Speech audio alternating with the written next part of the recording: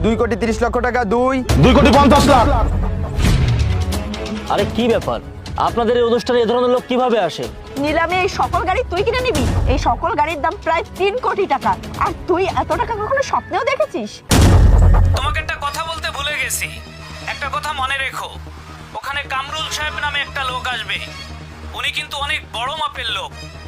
ওনার সাথে খুব সংযমী হয়ে কথা বলবে, কোনো রকম বেয়াদবি যেন না হয়। আসসালামু আলাইকুম। আপনাদের অবগতির জন্য জানানো যাচ্ছে যে জনাব আলিমুল্লাহর এই ইয়ার্ডে 10টা পুরাতন গাড়ি আছে, যেটা এখন নিলামে উঠানো হচ্ছে। বর্তমান বাজার মূল্য হিসাবে এর ভিত্তিমূল্য নির্ধারণ করা হয়েছে 2 কোটি টাকা। আপনারা এখান থেকে বিট শুরু করুন। 2,10,00,000।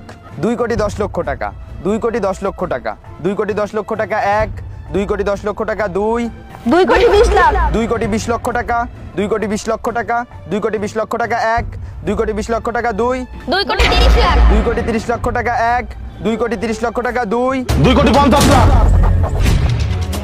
আরে কি ব্যাপার, আপনাদের এই অনুষ্ঠানে এ ধরনের লোক কিভাবে আসে? এটা একটা ভদ্র পরিবেশ, তার মতো লুঙ্গি গামছা পরা লোক তো এখানে আমরা আশা করিনি। এই তুই কে?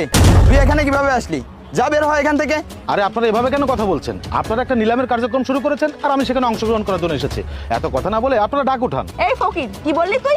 নিলামে এই সকল গাড়ি তুই কিনে নিবি? এই সকল গাড়ির দাম প্রায় 3 কোটি টাকা।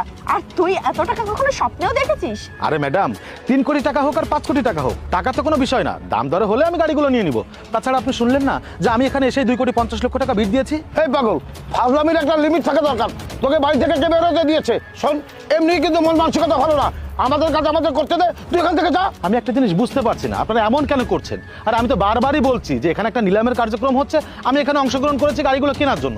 আমার যদি দাম দরে পছন্দ হয় তাহলে আমি সেখানে সবগুলো গাড়ি নিয়ে নিব।